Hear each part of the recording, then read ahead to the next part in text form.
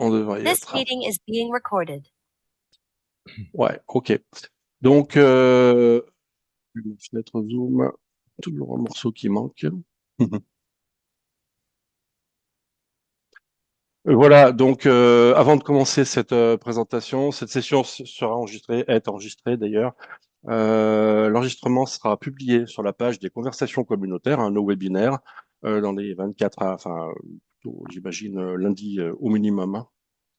Donc, on a une présentation aujourd'hui qui s'appelle Géoréférencement, collaboration au sein de l'écosystème AEC Autodesk. C'est la troisième session sur le thème de géoréférencement, hein, qui est présentée par notre expert élite Jean-Christophe Ouaknin. Voilà. Bienvenue aux comités de conversation qui sont des webinaires en fait, hein. Ceux qui les présentent sont généralement nos experts élites Autodesk, voire des experts qui ne sont pas nécessairement experts élites, hein. Vous pouvez, si vous avez des conversations des webinaires à présenter, me contacter pour candidater, pour les présenter, hein. C'est un moyen de partager les connaissances et de créer des liens entre les gens de la communauté Autodesk. C'est animé par l'équipe de la communauté Autodesk et moi-même pour ce qui concerne le français. On a une notice légale à vous afficher à chaque fois, hein. Là, je l'ai traduite en français, puis elle est assez longue. Je vais vous résumer. Déclaration, on appelle ça Safe Harbor. Vous avez dû voir ça dans les webinaires en anglais. Donc, et on dit simplement ici que ce qui va vous être présenté, il peut éventuellement y avoir des fonctionnalités des logiciels Autodesk, tels que par exemple Revit, qui sont encore en préparation ou hypothétiques, et il ne faut pas baser vos décisions d'achat sur ce que vous allez voir aujourd'hui. Voilà, c'est tout simplement ce qu'on vous dit dans ce texte légal. Et en bas, en jaune, il est indiqué que Jean-Christophe, le présentateur, est indépendant d'Autodesk, hein. Il ne travaille pas pour Autodesk et n'est pas non plus rémunéré par Autodesk, hein. Je vais rattraper ma fenêtre de présentation avec tous les gens, parce qu'il y a des gens qui s'essayent de se connecter, si j'y arrive. Voilà. Terry Feujas, qui va nous rejoindre, qui nous fera la fois prochaine un webinaire. Voilà, donc la communication est mise en sourdine, donc en principe, vos micros sont coupés normalement, hein, quand vous arrivez. Si vous voulez parler pendant la présentation ou mieux après, vous levez la main, il y a une petite icône en bas de Zoom pour lever la main, et vous mettez des commentaires le mieux dans la fenêtre de chat, hein, vous posez vos questions, hein. Moi-même l'autre, Jean-Christophe, qui est BIM GIS Manager, il se présentera plus tard. Ordre du jour de la session, géoréférencement et produit Autodesk, hein. Donc je vais tout simplement là arrêter moi mon partage d'écran et je passais à la fois la parole et le partage d'écran à Jean-Christophe qui va commencer à présenter ses slides. Jean-Christophe, si tu veux partager ta présentation. Oui.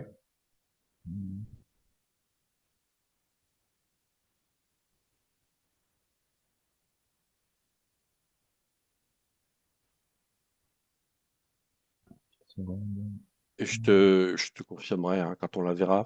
Là, on la voit pas pour le moment. Entier. Au pire, tu Super. fais écran entier si tu veux, hein. Autorisé. Voilà. Ça arrive. Là, c'est écran entier. Alors, exactement, on voit ta présentation. OK, on la voit. OK, c'est bon? C'est bon, on la voit en plein écran, c'est bon.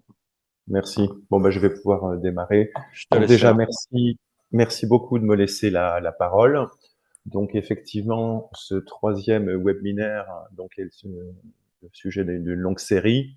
On avait déjà fait tout ce qui était vulgarisation, hein, des systèmes de projection, l'apport des géomètres, etc., pour les implantations précises. Là, on va encore un peu plus loin ici maintenant dans le sujet.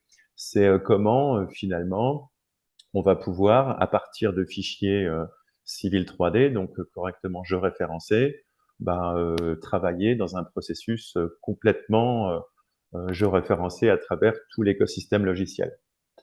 Donc la première chose que je vais vous montrer, c'est l'outil de partage de coordonnées entre Civil et Revit.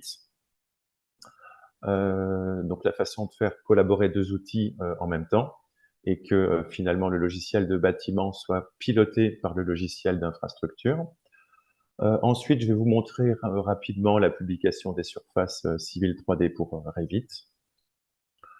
Je vais aller vraiment beaucoup plus loin dans les explications, cette fois-ci, pour importer des maquettes de bâtiments, des maquettes bâtimentaires dans des logiciels de coordination globaux entre Navisworks et également InfraWorks, avec des difficultés que ça peut comporter, mais vous aurez tout un tas d'explications.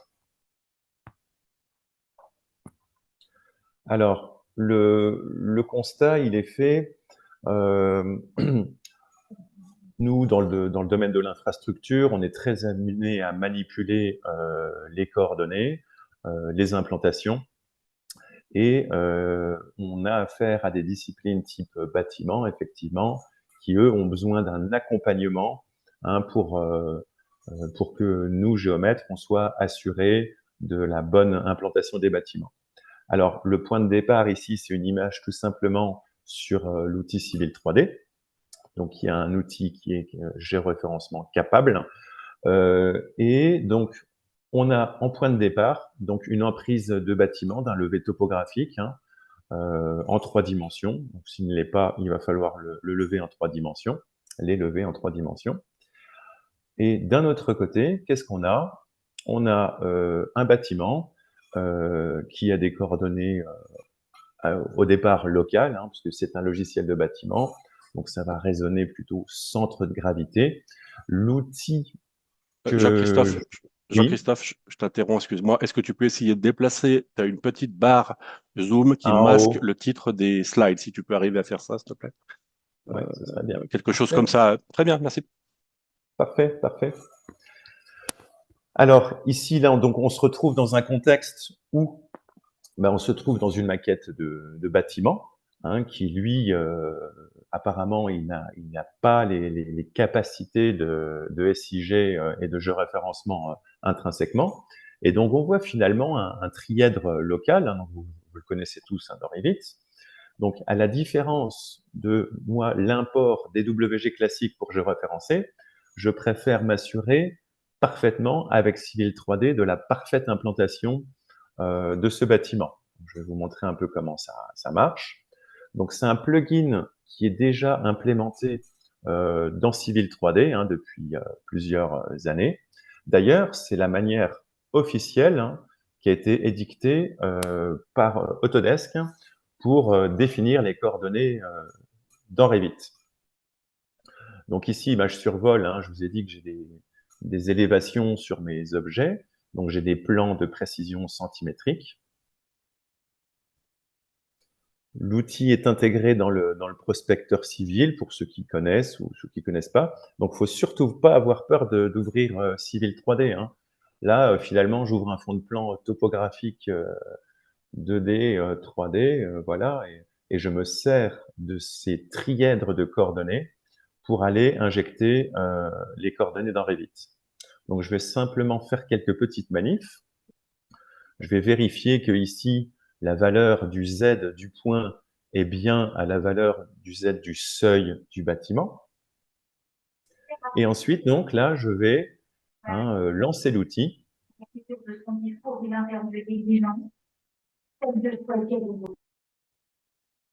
Voilà, Désolé, je je fais viens de désactiver un c'est pas micro. grave, c'est pas grave. Mhm. Donc là, en fait, en sortie, il y a un fichier LandXML. On pourra revenir après sur la capture d'écran.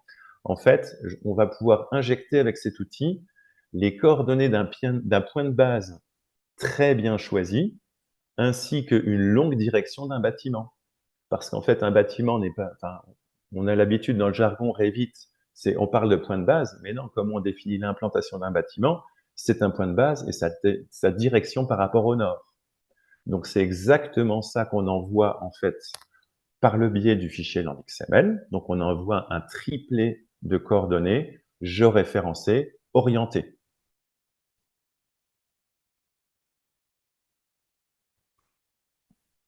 Alors, ça, c'est l'orientation. On a des valeurs angulaires en grade. On va jouer avec tout un tas de principes d'unité. Et surtout, l'intérêt, c'est que j'envoie également le Z avec. Donc ça, c'est très intéressant. Et avec la précision nécessaire d'un logiciel d'implantation. Partie Revit, comment ça se passe? Alors, je me retrouve dans un cas de figure que je vous ai montré tout à l'heure, avec un bâtiment qui a un repère de coordonnées local. Et donc là, je me sers de toutes les boîtes à outils disponibles pour piloter correctement tous les modèles. Donc à l'origine, ce bâtiment a un point de repère. Il faut préciser aussi que le plugin pour Revit, lui, il faut encore le télécharger à l'heure actuelle. Et là, je lance l'outil d'importation de coordonnées en sélectionnant exactement les mêmes points communs. Et ben, qui dit commun, dit BIM, dit travail collaboratif. C'est une collaboration entre Civil 3D qui est fait pour l'implantation et Revit qui est fait pour le dessin bâtimentaire, la conception bâtimentaire. Donc, j'ai sélectionné exactement les mêmes points. Et comme ça, au moins, le géomètre, ou dans un projet d'infrastructure, le BIM manager, il va être certain d'avoir injecté les bonnes coordonnées de civil. Avec ça, je retrouve aussi la notion de site. Donc, je me retrouve avec 2 jeux de systèmes de coordonnées. Et c'est pas du tout inintéressant. Le fameux repère local originel de l'objet en 00, et puis, son implantation dans le cadre d'un futur projet, avec des coordonnées type, là ici on est en coordonnées luxembourgeoises, mais on aurait exactement la même chose pour après, dans d'autres pays, dans d'autres lieux. Donc là, simplement, je refais des manipulations de points topographiques. Je ne suis pas du tout expert Revit, bien au contraire, mais plutôt civil et produit GIS. Mais je vous montre ce qui, moi, me semble à mes yeux beaucoup plus rassurant en termes de manipulation par rapport à des visions de coordonnées. On s'aperçoit que le point de base, il est directement tridimensionnel et à la bonne orientation.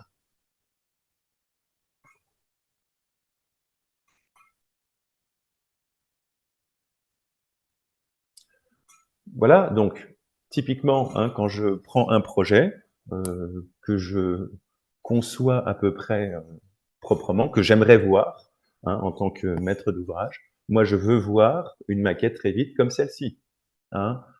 Chaque point à sa place. Un point de base choisi à un angle remarquable et on a imposé sa direction, et mettre le point de topographie également dans un repère commun. Et ça, c'est également dans les bonnes pratiques, dans l'aide de Revit. Donc, je n'ai pas réinventé la poudre. Tout ça, c'est de la logique. Je n'ai aucune difficulté, aucun souci avec les autres méthodes de géoréférencement par le biais d'import des WG. Simplement, elles sont plus permissives, mais c'est pas un sens agressif que je veux dire permissive. Mais voilà, on connaît les logiciels de CAO, on a plusieurs chemins pour arriver à la solution.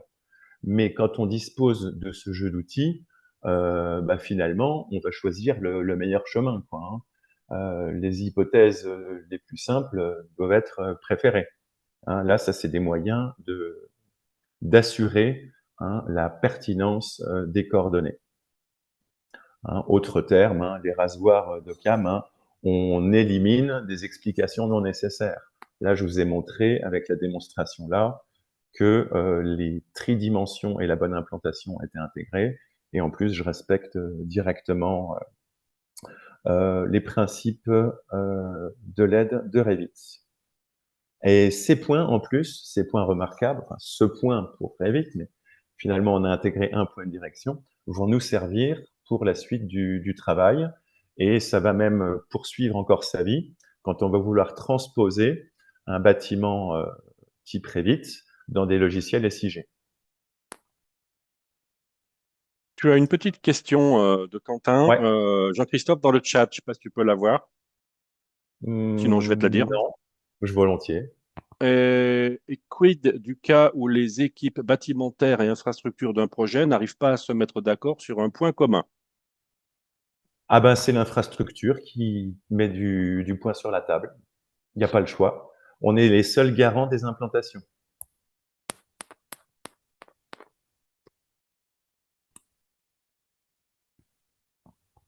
Quand on va faire des implantations Quentin te avec dit merci. quand on va faire plutôt des implantations au sens avec des théodolites, on va faire venir des géomètres.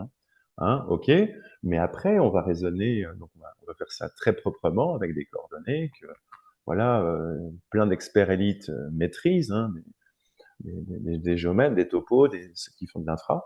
Et après, quand on va travailler à l'échelle du bâtiment, oui, on va travailler avec des chaises, des fils de bâtiment, mais à la base, c'est le géomètre qui définit les règles. Et le gros intérêt de la méthode, donc qui, je le rappelle, hein, est officiellement appuyée par Autodesk. Hein, quand je vous disais, il va falloir faire passer les rasoirs d'Occam, ça veut dire que toutes les anciennes hypothèses, normalement, on est censé les enlever au rasoir. Hein. Donc voilà.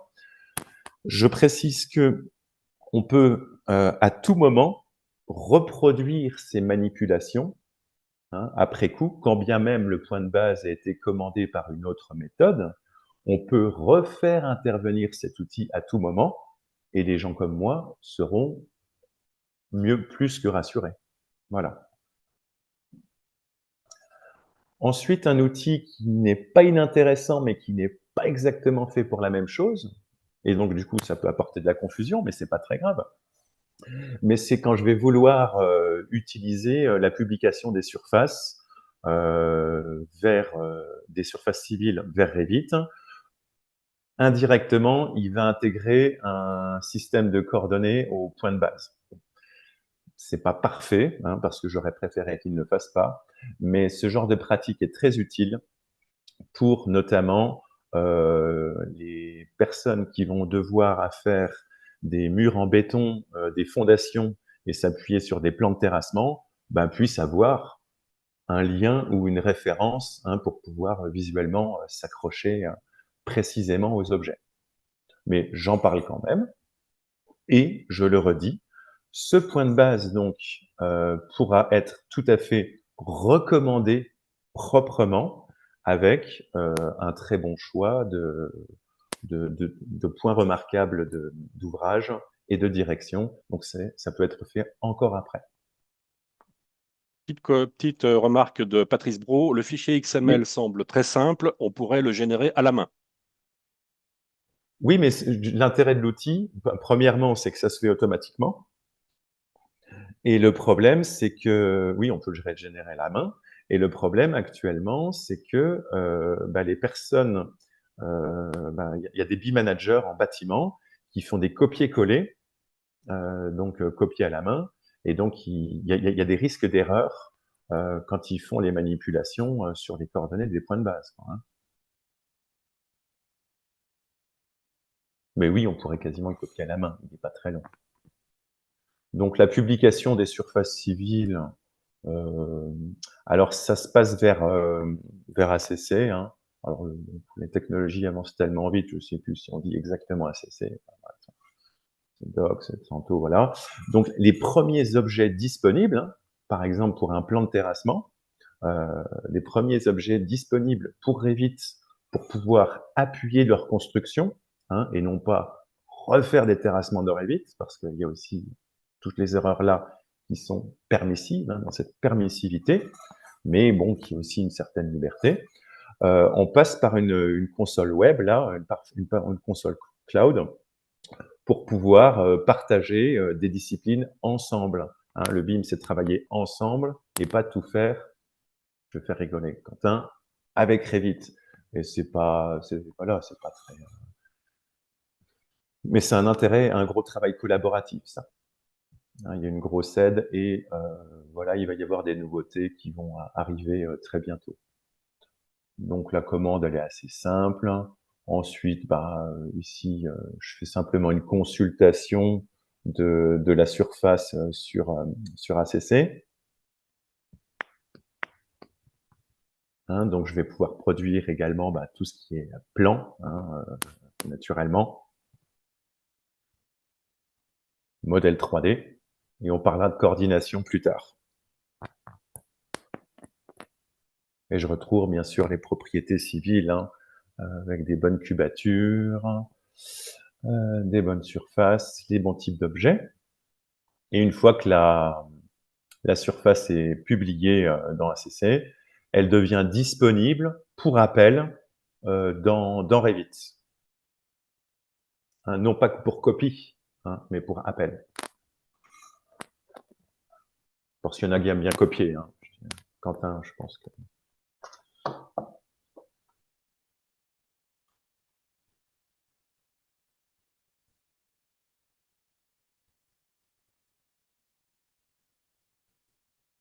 Hein, je règle mes unités parce que là, ça tombe bien, petite remarque, hein, je m'aperçois que j'ai des unités du bâtiment, hein, donc possiblement du pied, du centimètre, du mètre. Bah, là, j'ingère directement du géoréférencé, donc des coordonnées métriques.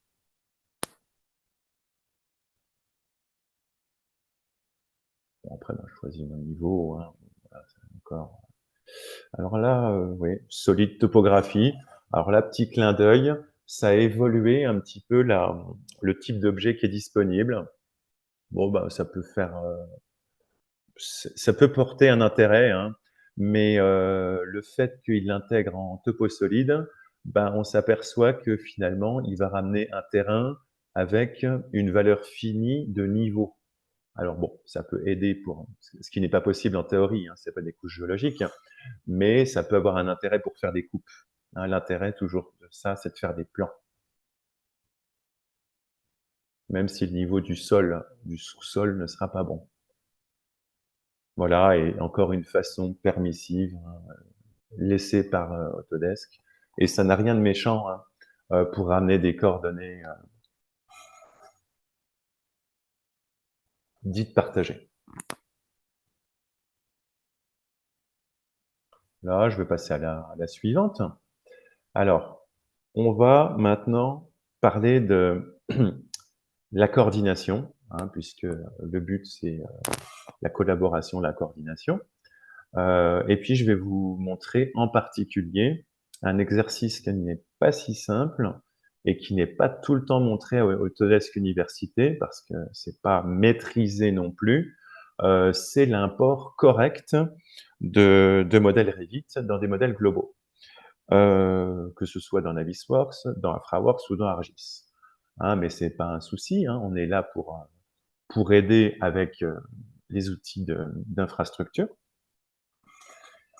Ici, là, ce que je vais vous montrer, c'est l'ajout de deux plans AutoCAD, hein, voilà, et une surface civile 3D.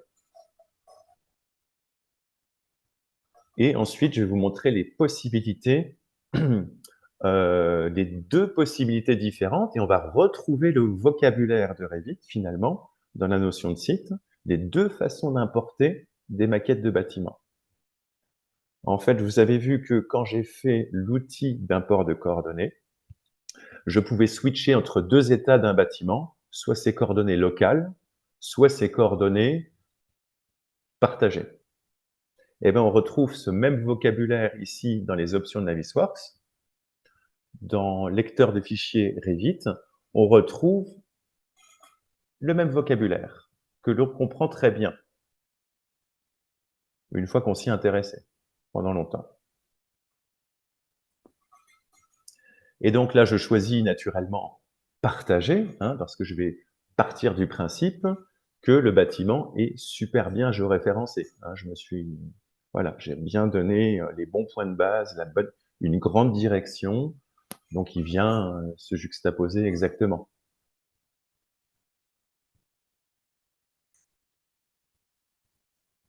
Et on voyait que dans les ascenseurs d'options de Navisworks, hein, il y avait la possibilité point interne. On va se le rappeler pour après. Et donc là, on voit qu'ici, hein, les propriétés, hein, d'import du bâtiment, il y a une transformation automatique. Finalement, il a fait un déplacement automatique. Il a converti les coordonnées internes, puisque c'est un logiciel de bâtiment, dans le repère géographique. Et donc Navisworks s'occupait de tout. Et c'est lui qui a fait le déplacement. Ça se passe dans unité et transformation. Alors que mes fichiers civils sont, en termes de unité de transformation, jamais déplacés. Voilà, c'est la petite capture d'écran ici. Hein, ce qu'il faut comprendre, quand j'importe ici une maquette Revit, eh bien, je choisis pour Navisworks les coordonnées dites partagées, et finalement, je me retrouve avec les très bons points bien choisis depuis le départ, que je retrouve partout. Donc ça va encore beaucoup plus loin, Patrice, pour te répondre, que de noter, de générer un fichier XML.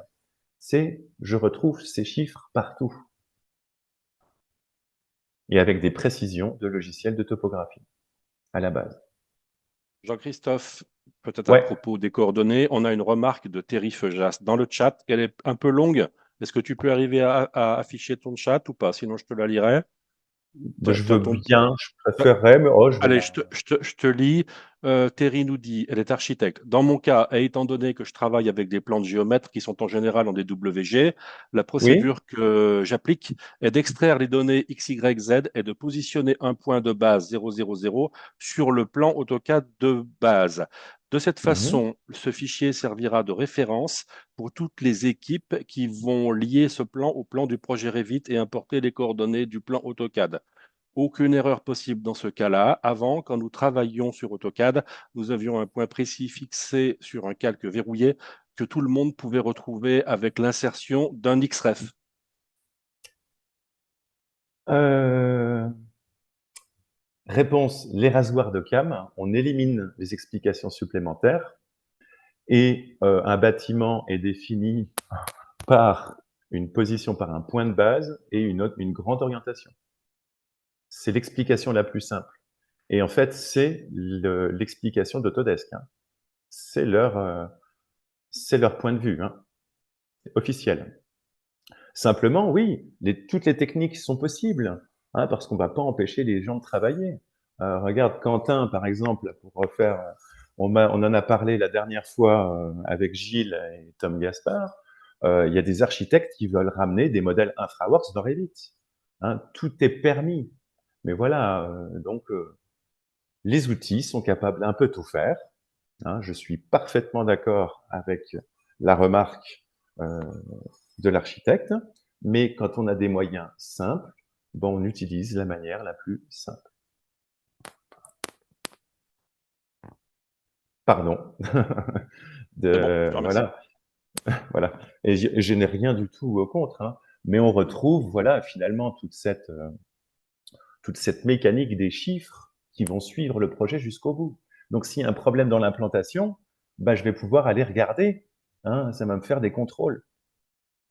Je retrouve les mêmes chiffres partout. Voilà, donc un nuage de points aussi géoréférencé. Donc ça, par définition, il est dans des bonnes coordonnées. Voici. Et là, ça va commencer à devenir assez joli, mais compliqué techniquement. Mais c'est le but de l'opération. Hein. C'est si on veut aller au bout d'un workflow et mettre toutes les explications sur la table, eh bien, au moins, elles seront là. Ici, alors, je vais me remettre en diaporama, voilà.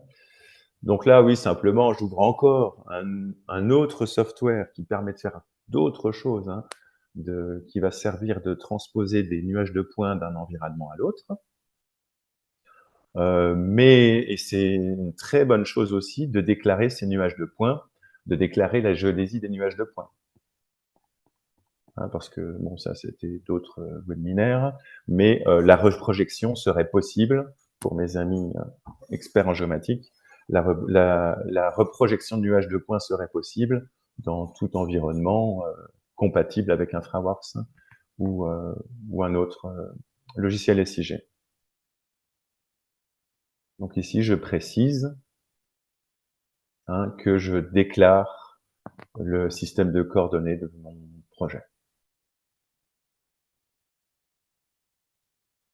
Et Revit, et ce n'est pas du tout un souci, ne dispose pas de cette bibliothèque de coordonnées, mais voilà, peut-être qu'un jour, ça va arriver.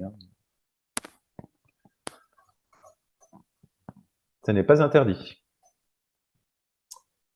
Donc voilà comment j'attachais le nuage de points. Voilà. Bon, c'est tout à fait normal que ça se superpose. Voilà, donc on a réussi à faire coopérer et surtout en toute assurance là 2 disciplines de conception et une discipline d'acquisition.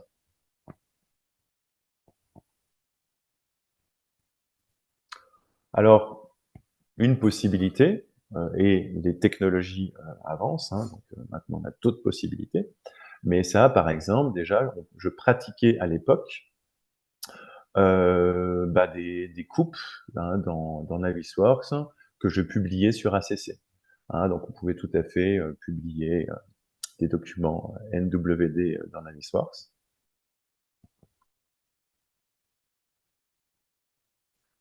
Alors l'intégration à Fraworks, ça, il y en a peut-être qui l'attendent, d'autres qui ne l'attendent peut-être pas, mais en tout cas, la littérature commence à être bien écrite, et vous allez voir qu'on va retomber encore sur ces mêmes coordonnées, les premières que Patrice voulait copier-coller.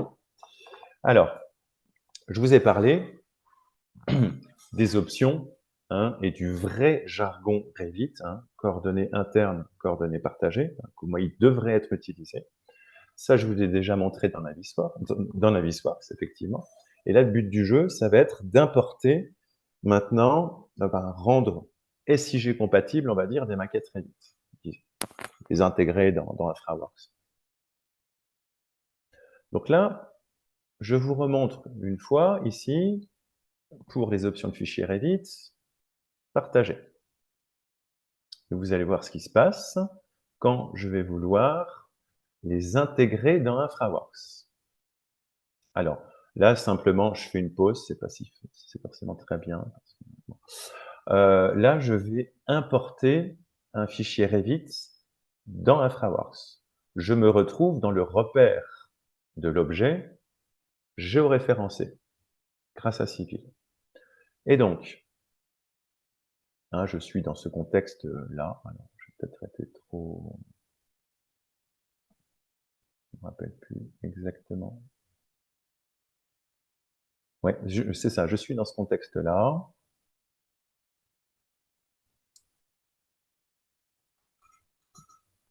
Je vais revenir sur la vidéo précédente. Hop. Voilà. Donc voilà, pour ceux qui aiment, voilà, c'est un peu plus technique et pour faire des choses qui vont un petit peu jusqu'au bout dans les explications pour les imports de maquettes Revit dans Infraworks, ça n'est pas simple. Donc là, je me situe dans un contexte en prérequis, coordonnées partagées hein, au sens Revit dans Navisworks. Et donc, je vais vouloir importer un bâtiment, donc qui, par définition, un bâtiment n'a pas un potentiel géographique, hein, il n'a pas de géoréférencement indiqué par rapport à un territoire. Et donc, il sera considéré pour Infraworks comme un modèle avec des coordonnées locales, x, y, et on retrouve la notion de coordonnées locales internes au projet, qui doivent être proches de 0, avec des conventions d'unités qui sont plutôt tournées autour, c'est des softwares américains, et donc ils font tourner beaucoup de choses autour des unités en pouces ou en pieds, hein, parce que c'est pas le SI qui s'applique. Donc voilà pourquoi Infraworks s'occupe de tout faire, il fait tout seul. Hein, on n'a qu'à le déclarer en bâtiment. Et enfin, donc ici, je vais modifier, je vais indiquer à Infraworks la valeur du décalage hein, dans le repère général qui est ici de ma géodésie, donc Lambert 93 ou Luxembourg-Gauss. Je vais indiquer le décalage du repère de l'objet en local dans le repère général. Peut-être que la vidéo a été mal capturée. Très grave.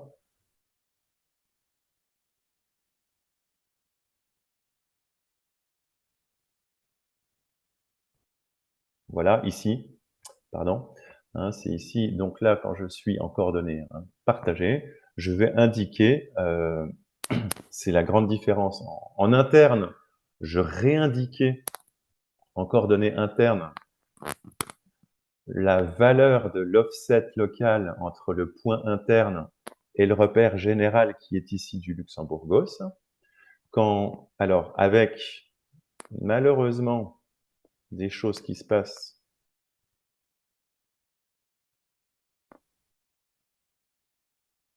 Ouais, c'est que j'en ai deux ici. Voilà, c'est pour ça que je ne suis pas. C'est pas très grave, mais c'est une partie assez très compliquée. Je suis en coordonnées internes. Je vais essayer de relire la vidéo jusqu'au bout. Là, j'ai pas été assez patient. Et c'est là où Patrice va encore sourire avec son copier-coller. Quand je me situe dans des coordonnées internes au projet, l'offset que je dois décaler ici, des coordonnées locales aux coordonnées générales, eh ben, je le reprends dans mon fichier XML. Et on est en parfaite sécurité jusqu'au bout, tout le temps. On a toujours, ça s'articule autour d'un fichier land XML. Pardon. Ça va poser des petits problèmes de déformation. Pourquoi? L'objet étant un objet local, se trouvant loin de son origine locale, je vous rappelle qu'on l'a déplacé loin de son origine locale, va subir des déformations dans des modèles InfraWorks. Donc pour ça, il y a des solutions. C'est de raisonner aux coordonnées internes.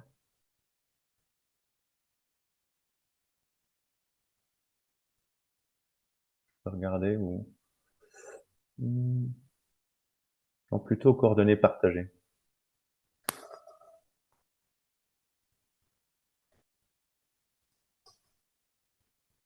Non, interne, voilà, c'est ça. Ok, c'est pas très grave. Donc vous pourrez revoir il y a de la documentation. Ici, il suffit de modifier l'ascenseur interne au projet. Et s'il y a des questions à la fin, je pourrais réexpliquer tout ça.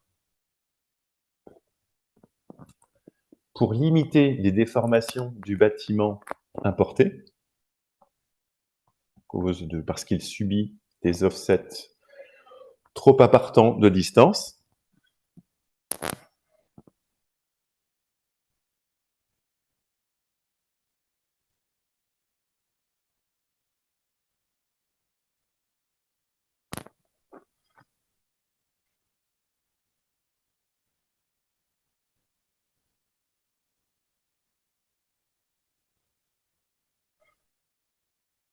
Je vais laisser avancer un petit peu.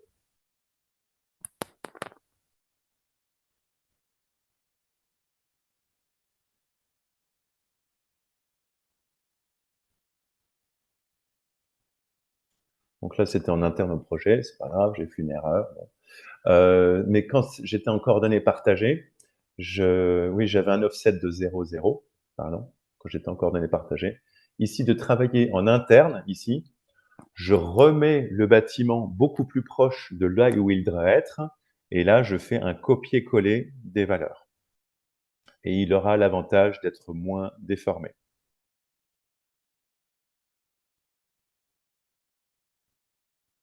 Et je vais avoir les trois scénarios qui seront expliqués dans les dernières images. Donc là, le bâtiment est moins déformé. Simplement, encore, il peut se passer des choses telles que les matériaux Revit n'apparaissent pas. Parce qu'il faut aussi appliquer les bonnes typologies de matériaux. C'est ce qui se passe ici. Non, là, c'est un problème d'offset de coordonnées. Donc, quand on va ramener une maquette Revit finalement en coordonnées proches partagées, elle va subir énormément de déformations.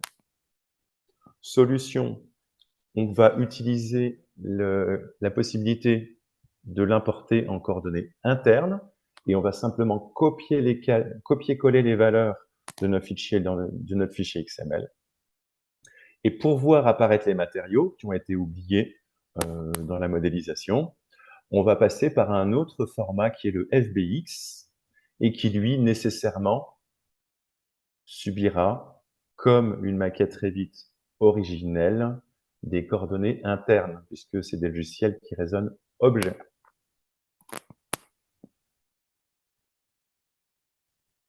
Et donc, je pense qu'on avait une petite... à la fin, en fait, la vidéo résume les 3 méthodes d'importation. Voilà, vous pourrez suivre tout ça. Ça n'est pas simple. Beaucoup de gens essayent de l'expliquer à Autodesk Université tous les ans. Voilà, ça c'est l'existant au format FBX. Les matériaux ont suivi. Et lui, il est forcément en coordonnées internes. Ça veut dire que je vais lui injecter comme décalage les coordonnées partagées récupérées du fichier XML. Voilà. Enfin, bah, si on veut faire des projets où bah, tous les acteurs, finalement, ils collaborent bien en parfait géoréférencement, là où il y a des terrains, des terrassements, des réseaux, des routes, des chemins de fer, il va y avoir des experts du tracé et de l'implantation. S'il vous plaît, laissez messieurs, les gens de Civil 3D, donner la main pour qu'ils soient même sûrs de parfaitement collaborer avec les maquettes de bâtiments. Donc ça, c'est une vidéo que Vincent m'avait passée. Donc là, nous, on veut aller dans la suite des projets. Et ben, on veut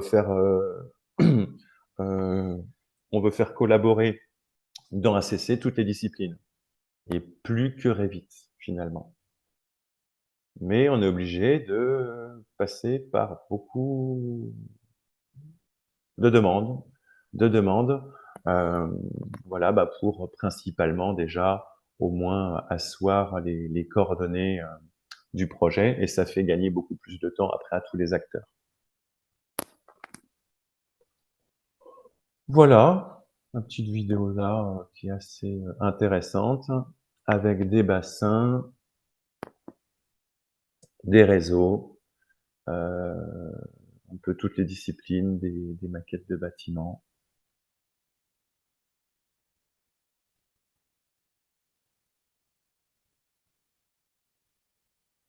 Et cette vidéo n'est pas de moi.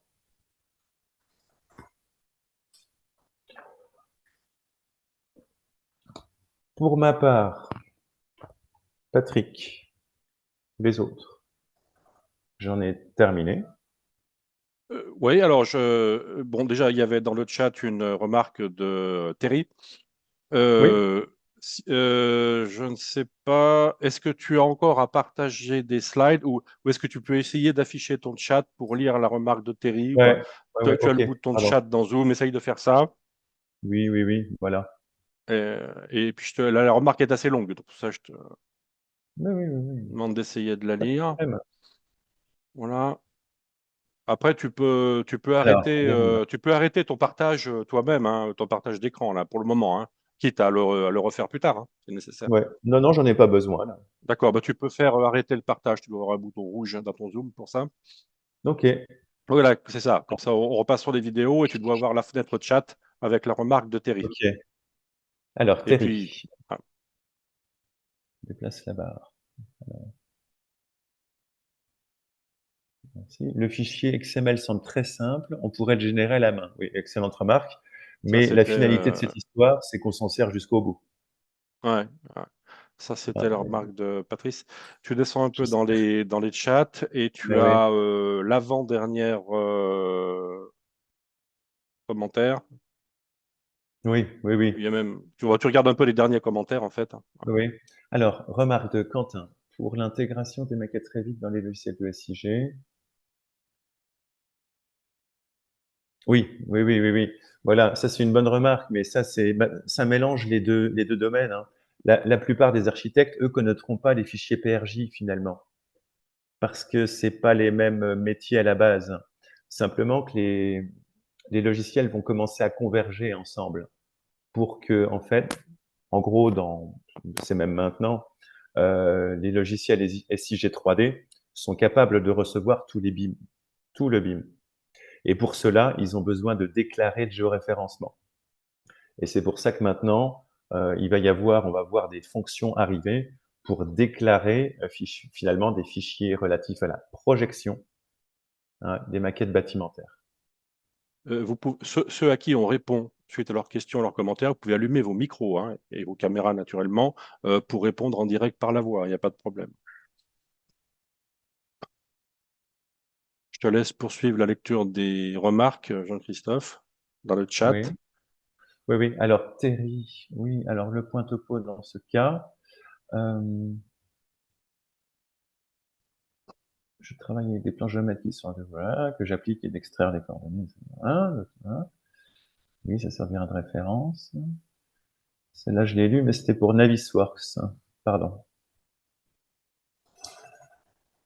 Oui, il y a le commentaire de Terry sur Navisworks. Oui.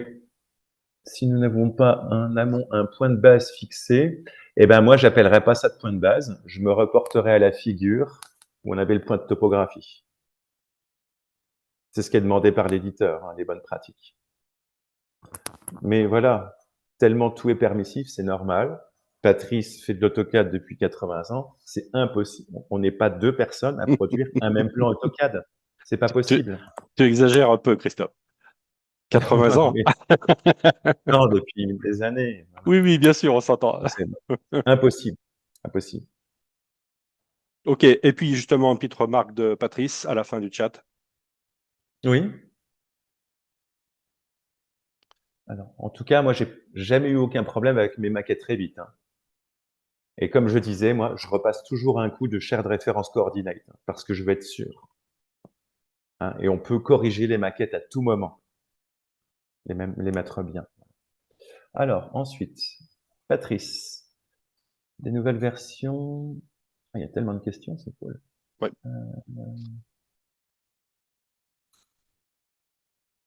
Euh, oui, oui, Voilà, c'est une Patrice a remarque raison. de Patrice Patrice, a hein. raison. Ouais. Pour les versions, ouais. Vous avez lu, hein, la remarque de Patrice, hein. Et Mais puis Patrice a toujours raison. tout à fait, c'est le principe de base. Et puis une remarque de Quentin ensuite. Oui, à propos du format FBX, voilà, oui, oui, exactement. Oui, oui, très bien, Quentin, c'est un format mort, effectivement. Oui, oui, oui, oui. Et puis Oui, une oui, on est remarque de. obligé de refaire un export FBX de la maquette très vite, quoi. Oui, c'est ça. Oui, ouais, ouais, c'est l'inconvénient de Mais l'avantage. effectivement, Et puis dans le une remarque de oui, Terry ensuite. oui, oui, oui. Oui, je. Ah, ça va être 10 fois dans des- J'ai pas compris la question. Terry, si tu veux prendre la parole, tu peux, hein, bien sûr, en activant ton micro, hein. Mais en fait, voilà, moi, je suis pas expert Revit, Mm. donc je suis pas dans dans l'ensemble des possibles offerts par Revit, qui, moi, n'est pas logique pour moi. Vous voyez? Et Jacques nous l'a démontré, hein. On peut s'en servir, on peut s'en sortir tout le temps. Oui, OK. Donc, je répète, hein, ceux qui veulent faire des remarques, questions ou féliciter la présentation de Jean-Christophe peuvent allumer leur micro. C'est plus sympa de se parler directement que par le chat, hein. N'hésitez pas à le faire, bien sûr, hein. On n'est pas là online, on n'est pas si nombreux que ça. Même si vous êtes deux ou trois à activer vos micros en même temps, on va quand même se comprendre. Voilà. Oui.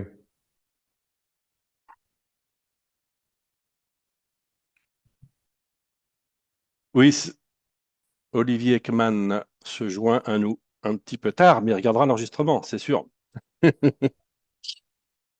Oui, après, oui, si j'essaye de comprendre la question de Terry, oui, on peut faire un lotissement dans Revit, hein, si on multiplie un bâtiment avec des points topo là. Mm. Sauf que le problème, le lotissement, il serait implanté par des gens comme Olivier. Et ça pourra jamais aller. Ouais. Il sera toujours obligé de sortir des fichiers AutoCAD pour faire avec des logiciels d'implantation. Mais oui. Voilà, une petite remarque de Patrice aussi sur le matériel dans le chat. Mhm. Mais j'imagine bien, oui, je ne suis pas spécialiste du tout, mais que ce type de logiciel et de modèle 3D demande un matériel adapté. Mhm. Patrice est bien spécialisé dans ce domaine, donc il pourra répondre à vos questions, hein, si vous en avez sur le matériel, hein. carte graphique, etc., ordinateur, posez ça sur le forum comme question. Patrice, de temps en temps, répond à ce type de questions en particulier. Mhm, mhm. Non, et puis pour en revenir, c'est vrai que l'explication est longue hein, par rapport à ces. Mais moi, pas plus proche que à mon bureau hein, à 2 mètres, j'ai 2 architectes. Ils savent qu'il faut utiliser la méthode-là. Hum, Et c'est voilà, c'est des gens rigoureux. hum. Ok. Ok. Euh, Bon, s'il n'y a pas d'autres questions, moi je vais repasser ma présentation pour faire la conclusion. De toute façon, on arrive à 5 minutes de l'heure qu'on avait Ouais. prévue. Donc je vais faire ça, je vais repartager mon écran. Attendez, avant de le faire,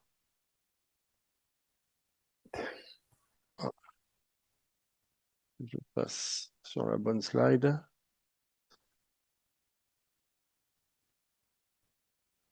Mais oui, oui, pour répondre à Patrice, hein, mais ceux que j'ai trouvés, eh ben, en BIM, bah, c'est des bons. Voilà. Tu les connais, Quentin. Hein. Ils n'étaient pas difficiles à convaincre. Bah, c'est mes collègues d'en face, et voilà, mon chef.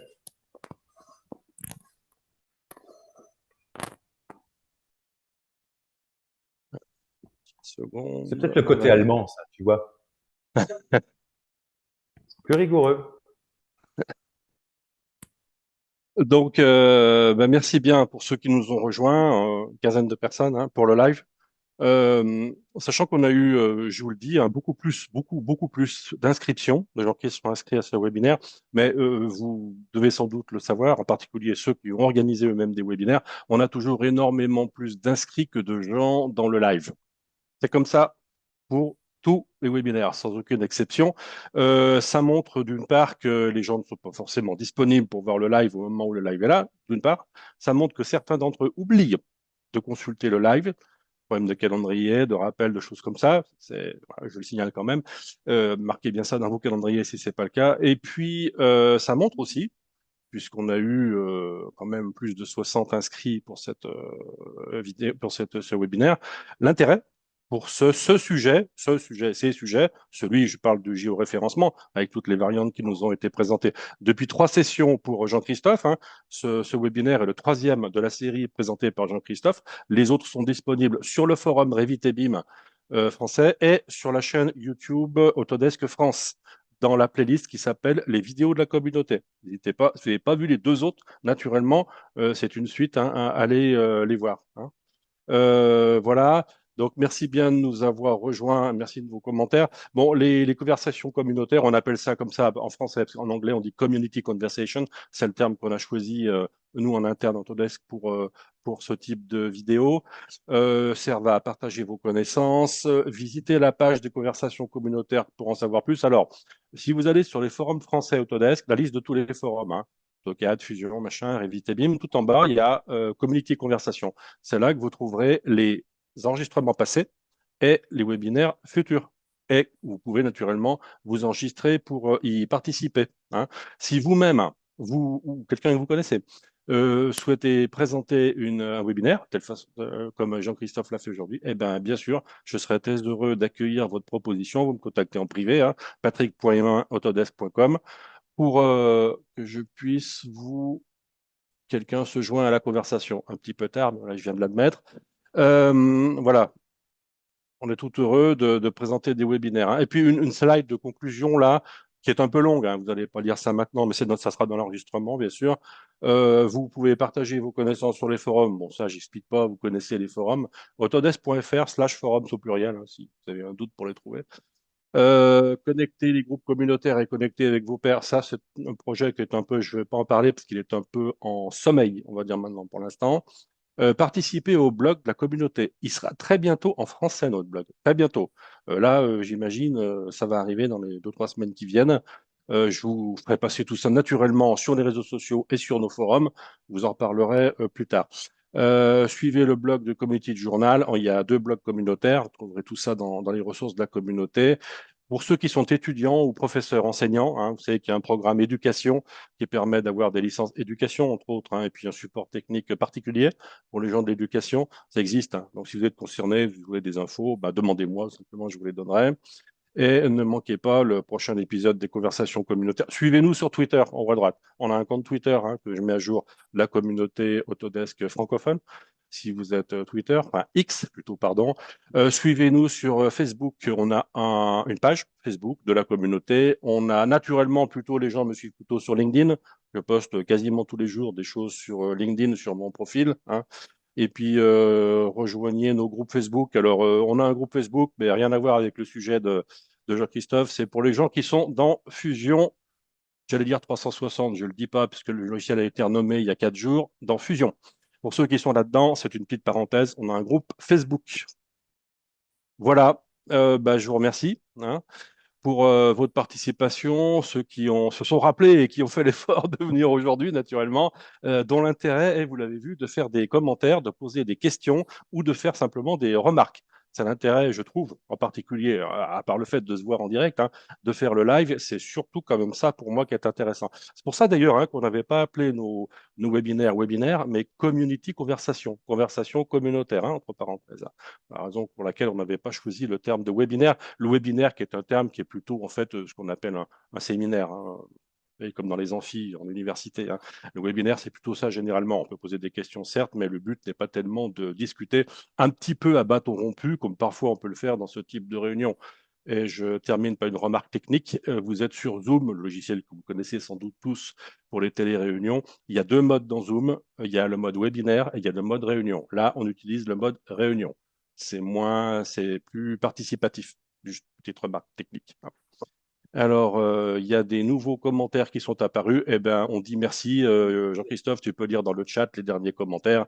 Ce sont des remerciements pour ta présentation dans le Merci. chat. Donc là, ce ne sont pas des questions, ce sont des remerciements. Évidemment, je joins les miens à ta série de webinaires. 3 webinaires, parfois très techniques. Évidemment, au début, tu étais parti sur la théorie, indispensable naturellement, en partant du globe terrestre, bien sûr, la théorie de tout ça pour arriver à des choses parfois un petit peu compliquées. Tu l'as dit toi-même dans un certain passage de ton webinaire ici. Enfin, c'est comme ça, le sujet s'y prête. Hein.